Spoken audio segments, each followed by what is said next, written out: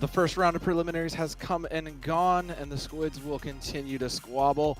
I'm Sobdan. I'm here once again with the Tau Panda, bringing you all the action live, and we're going into round two.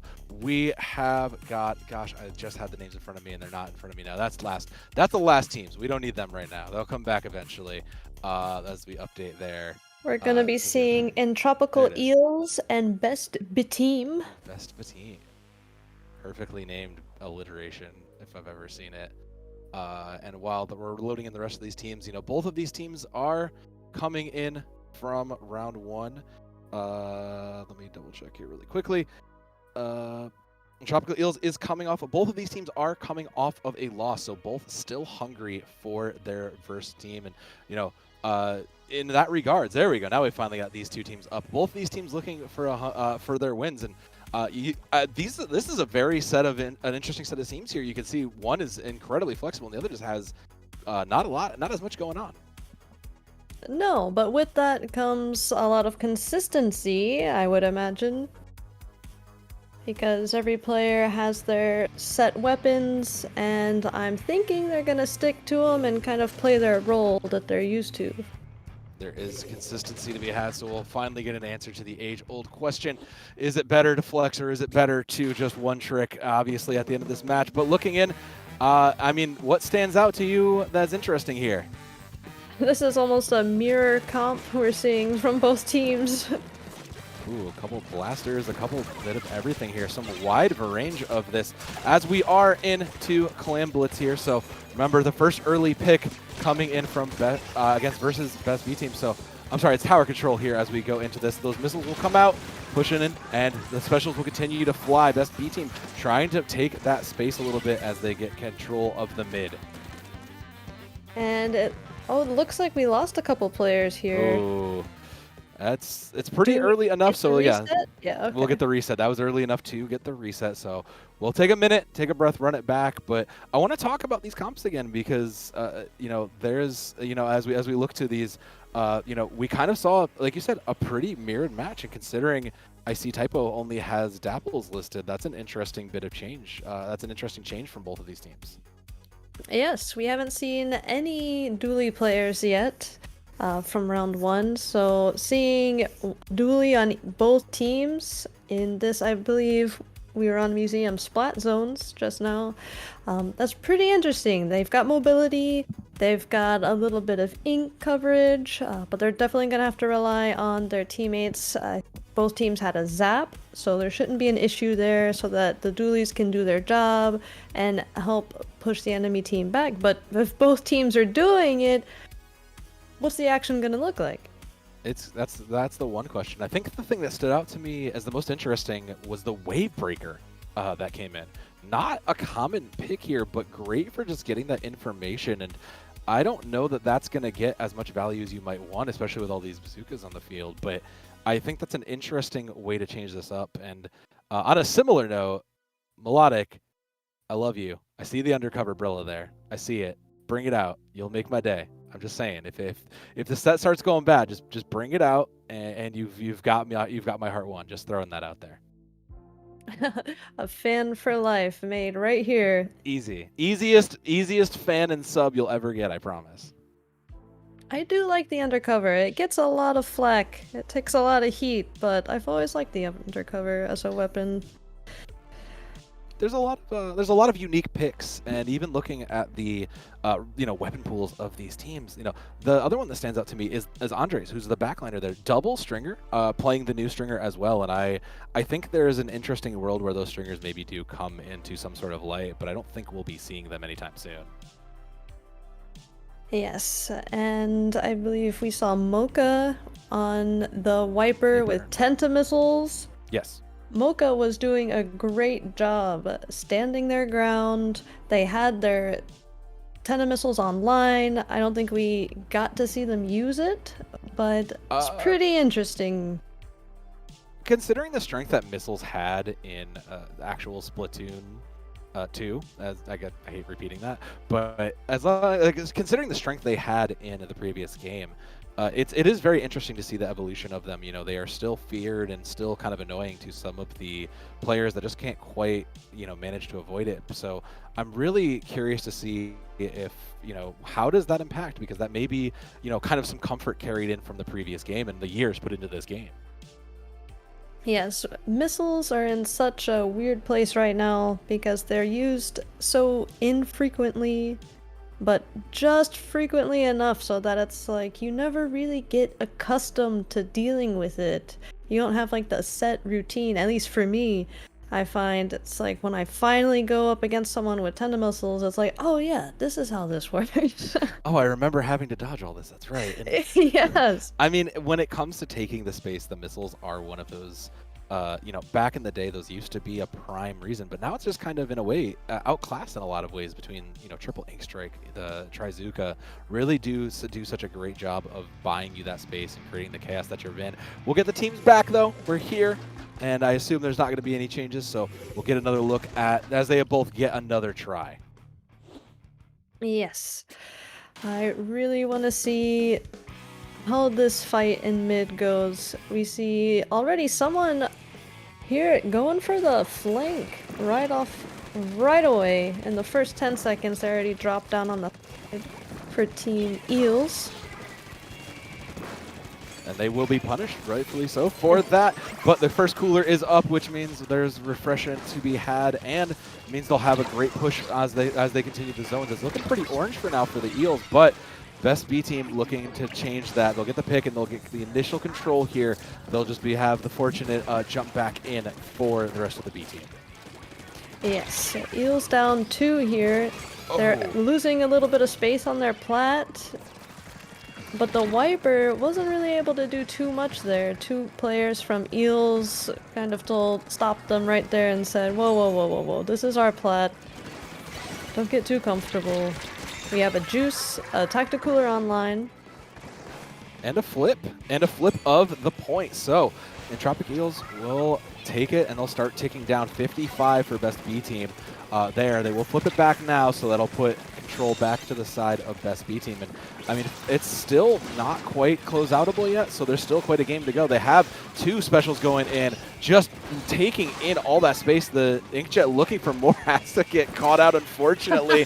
Couldn't quite squeeze past it. 2 down means that Entropical Eels will take it back as they continue to tick down that penalty. Yes, but I think both teams had a Juice activated. I saw a player from Eels jump back. And so I don't think they're going to be caught off for too long here. But this Crab, excellently placed, might buy them just enough time. Another player goes down in the zone. They get the lead, too. That's exactly what you wanted out of that well-placed Crab. Just buy the space and keep it going. And they're still up there. The Eels still have control of this platform, making it difficult. The duels go in. They do get traded, though. 2 down on each side as the point continues to tick. 30 and counting with a little under 3 minutes on the clock. Jumps back in to try to pressure this down, and Best B team will finally flip it back and put the penalty down there, but they still have such a distance to go. Cooler is still up, and that means that even with those 2 extra picks, the Entropical Eels will be back quickly as B team is forced to get out. Yes, but the penalty points are almost up here for Best B team. And so, I mean, if you let it go, you take your eye off the zone, you could take the lead here very quickly. Flips, but as soon as I say that, it flips. As soon as you say it, unfortunately, you hate the caster's curse it, but Mocha is absolutely popping with this Wiper. Catches 2, looking for more. Still in the 1v1. Can't close it out, though. Unfortunately, the Blaster will punish him and put him back in spawn. 2 minutes on the clock. Entropical Eels back in control here, looking to burn down that penalty and close this out. We have Juice finally activated again, but for both teams, a rogue Crab in mid, crashing in, I think got an assist and a pick, and the zone has flipped again. If Best B team gets on this plat and they're able to hold them back, then finally we may see a lead swap. Tropical Eels trying to push back, denying them that front platform. They'll have to hold Spinner now for Bteam as these specials do come out. There'll be an Inkjet from the back looking and hunting for anything. Has to try to find any sort of picks. Can't quite find it. Gets sent back, and point control will go back to a flip here. 3 down for best Bteam means that Entropical Eels will continue to take it, and they'll tighten their lead with a minute on the clock. Yeah, something that was really nice there is they had the Wave Breaker and the Inkjet out, and they were kind of able to zone best Bteam out of the zone, I suppose. That was really nice. I'm not sure if they'll be able to keep it up though, just because the timing is starting to get a little bit off. Ooh, and the timing is now to get out of there for the Eels. They'll have to regroup for now as the point ticks back. Best Bteam 30 remaining and 30 seconds on the clock. Has the space. They just have to keep this hold. 3 on the spinner. Typo on a soft flank. Looking for more. Just trying not to get punished as the specials will come in. Inkjet, one of the last remaining hopes for the Eels to try to push this out. Finds one. Gets some paint down on the point with 20 on the clock. They do manage to bring it to neutral. Looking for more. Just trying to get control. They'll finally get control of it. The Eels can close it out here. 15 seconds on the clock. Looking, hunting. Blaster's looking for more, knows there's someone left, but 10 on the clock, looking for more. They have to come and hold control. Best Bteam looking to pressure this out, but they can't quite get there as the clock continues to count. Crab is sent. They don't have control, and unfortunately for the Bteam, the Eels will slither their way to a round 1 victory. That was amazing. A great comeuppance from them. Just a great back and forth from both of these teams looking and hunting for it. You know, there was moments for both of these teams to really kind of show their stuff, but you know, it was a hard-fought win for the Entropical Eels, so they'll have to take that momentum going into Game 2 as we go to Manta Marina. It's Clam Blitz this time. The second game, Clam Blitz, it keeps coming. Clam Blitz enjoyers feasting right now. Actually, I think these are the round 1 I think maps. these are round 1s also. Yeah, these are round 1s. Yeah. But that is correct that Entropical Eels did get the second one, so we'll see. There's a game 2. We're going to MakoMart on tower control. Now we got it. Don't worry. We are perfectly professional here.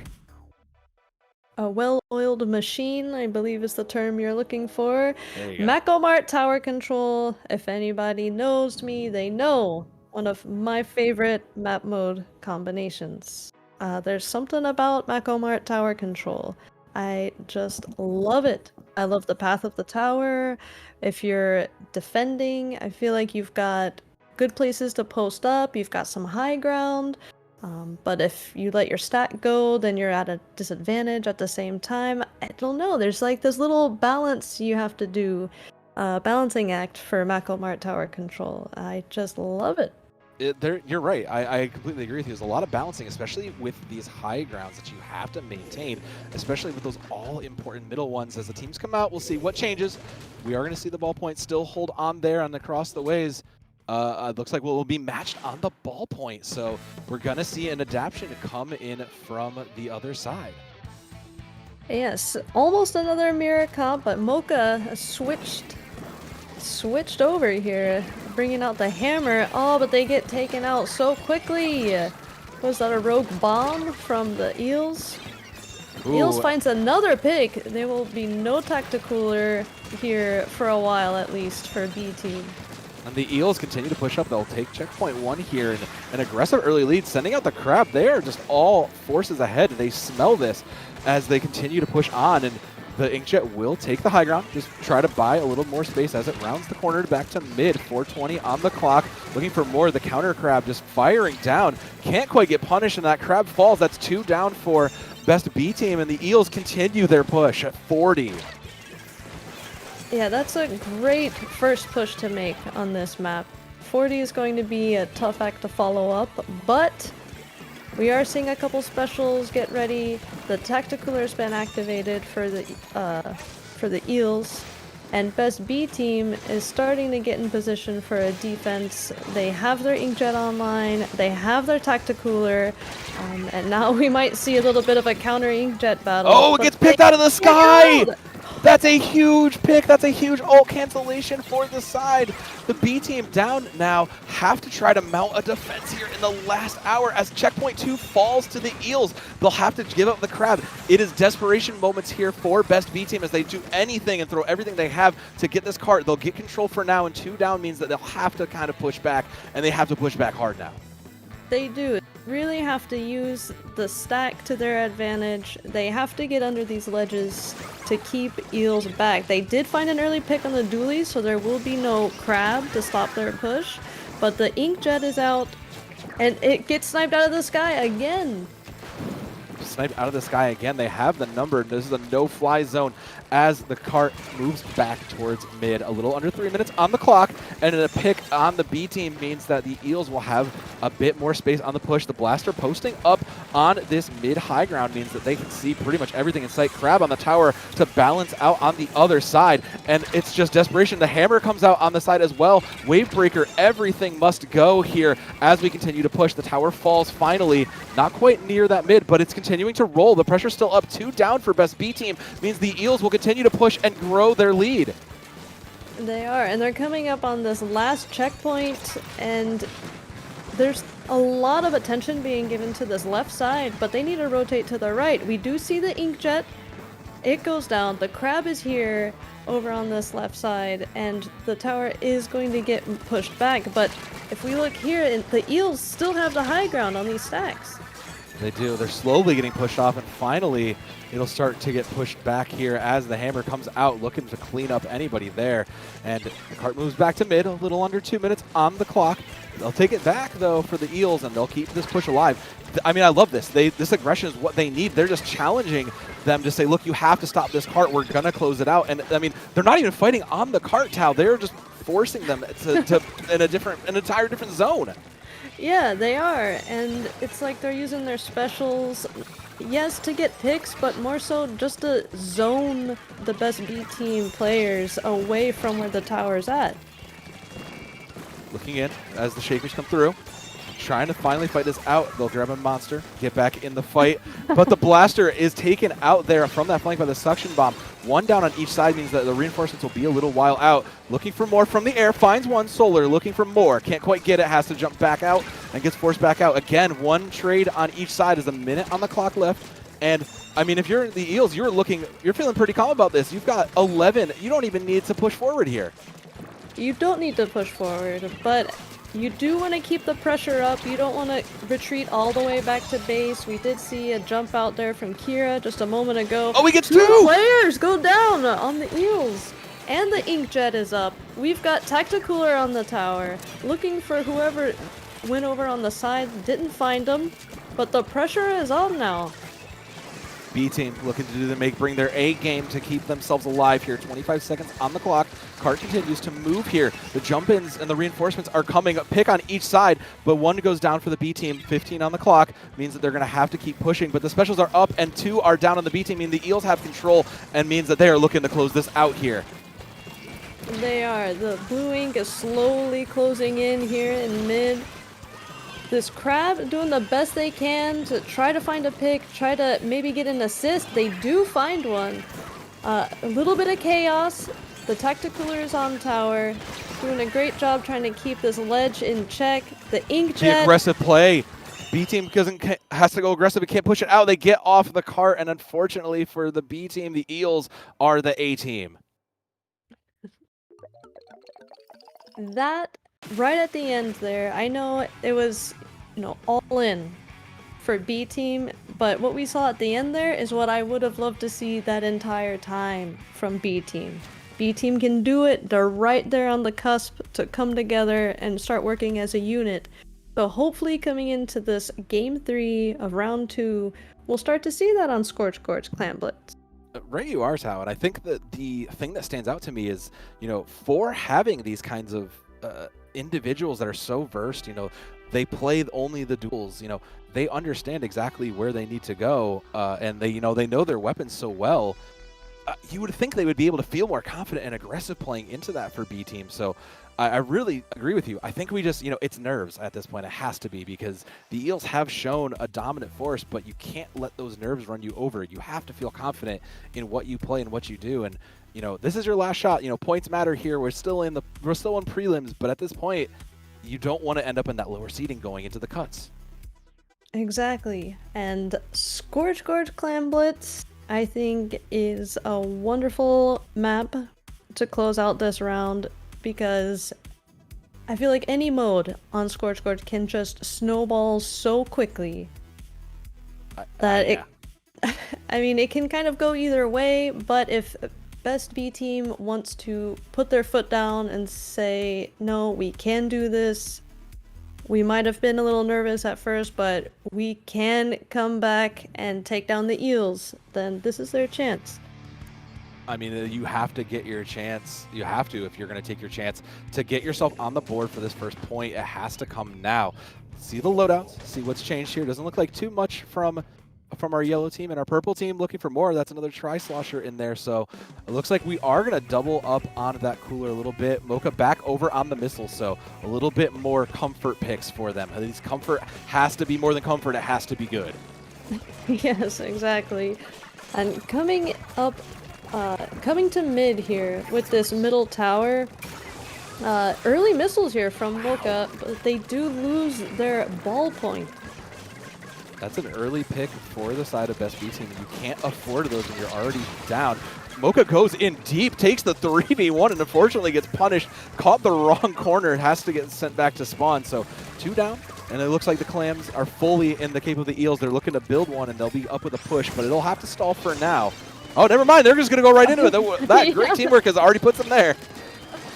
Yeah, they threw those Clams in as soon as you said it. Like, no, we got it. I mean, hey, the Eels are looking to close this out here as they continue to push this. Put 61 and counting, 4 minutes on the clock, still looking for more Clams. And the specials are coming back online. The cooler is there, means that they'll have the ability to keep pressure up, but the B team deny that and close the basket now, so 51 will have to do. Yeah, Mocha doing a great job getting the trade against the NZAP. Unfortunately, they already had their tactical cooler activated, so they're going to be back in action really quickly. But we get missiles. Ooh. But they get punished for it. I'm not sure about those missiles, though, Tao. Like, what was the goal with it? You know, you usually try to do that to zone them out, but it looked like it was just kind of thrown in randomly in a lot of ways. But, I mean, never mind that. They're already back in. The Eels are going to try to push the issue immediately and close this out. It was a nice defensive inkjet, but no, the blaster is not having it. Quick one. Manages to push it down, so they'll only get a little bit of penalty with 14 left. 3 minutes on the clock, and B-Team looking to push in. They're taking the space, looking for more, just waiting for the Clams to come back. They know they have the player advantage. They just need to get the last of this space, and the Clams on their side. They only have 4. They'll have a special up, but they need to get some value with those missiles. And a pick already for the B-Team. They can't afford to keep losing these first bloods, Tao. No, they can't. They were doing a great job at getting the spacing. They had 2 specials online, but they really need to kind of maybe not be so hasty, is maybe what we're seeing here, because they are losing that first player, and it costs them a lot. The basket's already open again. Yeah, like you said, they cost them the basket again, and 45 is now the number. There's not a lot of Clams coming through. They'll get a couple in, and they'll get the pick. The crab from the high ground on B team, looking to try to zone them out. Does manage to do its job, though. Stall long enough to get the barrier out, but 2:15 on the clock means that the B team has so long to go, and they haven't even had a successful push yet, Tao. They haven't, but I feel like they would be capable if maybe they work together to keep more ink on the ground. Oh no! So that players like Mocha can move around more freely. Because Mocha's getting in there, they're finding the fights. I feel like they just can't maneuver because the teammates are bumping into each other or just leaving each other exposed. And the points just keep going down. They're 12 away, that's only 4 Clams. And not even to mention, they just lost their 1 power clam they had. It's going to be in the last 130 here. I mean, the best B team, like you said, I think they need to just come together. They need to play like a unit and push themselves here, get control of this mid, and finally they'll find 2, and that is an opening they can work with. 17 Clams on the board means that they can go with this. The cooler is up. It is theirs to lose here, Tao. They need to push forward now aggressively and take the space. They will finally move in, get the space. The Clam goes in, does get, no, it doesn't clear. They still keep pushing. Finally, it goes in, and they can start pushing in 80 and counting as they look in the last minute on the clock. Mocha doing the best they can to keep the pressure up, but I think they lost everybody and they had to respawn now, and they have to build up the momentum that they had. The Tri-Slosher, trying to do what they can, finds a trade in mid, but they really needed to stay alive to get their specials up in time because they might only have a chance for one last push. Coming into last fight territory, Crab v Crab. It's full Red Lobster here, looking for more, trying to push him off the high ground. 40 seconds on the clock. 2 clams up for the Eels, and they don't even need to push. They're gonna hug out and take their cooler, just hold on it. They're just gonna play the clam economy and try to wait this out. They know they don't need to push here. They can just sit back and force the issue to Bteam. Say, you have to come contest us. We'll just take the clams and go home. It's our game to lose here. Bteam looking for an opening. Specials up, looking for more, but they're down 2, and suddenly the 15 seconds this push isn't live. There's no power. There's 1 power clam, and that's going to be their only thing holding this into overtime. Just 1 power clam. They do have missiles they just sent, displacing some of the Eels off of their plat. They find 2 picks. The Inkjets are live. But the counterjet finds 2. They find 2. The crab is activated. Teammates are jumping in for both teams. They do break the basket, and there's a jumper by the inflatable. But there's no one to follow it up top, which means that once this basket closes, the door is shut on the B team. And with that, Entropical Eels win their game 2 3-0. Wow. Congratulations to the Eels for a 3-0 victory in this round 2. But the B team, they kept me on the edge of my seat this whole time. The potential is there. They're doing a lot of the right things at just maybe the wrong times. I agree. This is what we were talking about in kind of the pre-show, right? You know, these teams haven't played together for much longer than maybe a game or 2 prior to the day of. And it's that kind of flexibility to kind of come together, work together really quickly that really makes the difference. And I mean, especially on Bteam, we're going to shout out Moko because Moko was trying their hardest to make sure that they could get in and find those picks and slay and keep the team going. But unfortunately, they just were met on their match on the other side of the Eels. They were. Maybe if Typo or Sam Grace were with them or kind of helped them, what's the word I'm looking for, like zone out some of the enemy players, Mocha would have been a little more effective. But they were so close to having that coordination. But the Eels, I think, really showed us what it can look like once you get there. The Eels with a dominant 3-0 showing here in this second play-in round. Just kind of showing that they want to get that good position. We're going to take a quick break while we gather our team for their 3rd prelim game. Don't go anywhere, and we'll be back before you know it.